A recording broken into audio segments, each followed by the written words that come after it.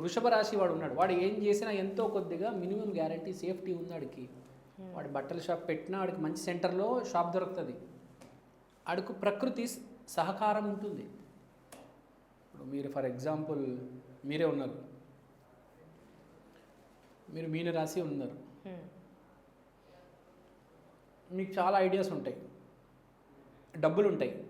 నా దగ్గర డబ్బులు ఉన్నాయి, నా దగ్గర ఐడియా ఉంది, తెలివితేటలు ఉన్నాయి అని అనుకుంటారు. కానీ ప్రకృతి మీకు వికృతంగా ఉంది, యాంటీగా ఉంది.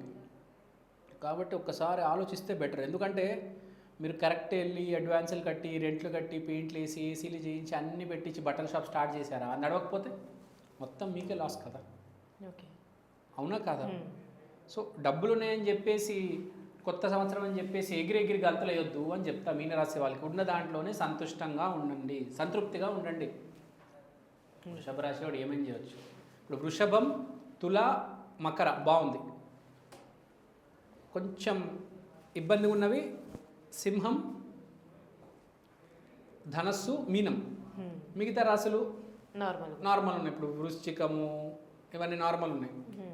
ఓకే, మిథునము ఇవన్నీ, మేషం ఇవన్నీ నార్మల్గా ఉన్నాయి. వాళ్ళు ఎలా నడుస్తుంది, వాళ్ళు చేసుకుంటూ పోతారు. సో మనం గుర్తుపెట్టుకోవాలి, ఇంపార్టెంట్ పాయింట్. సో ఇది బేసిక్గా రాశి ఫలాలు.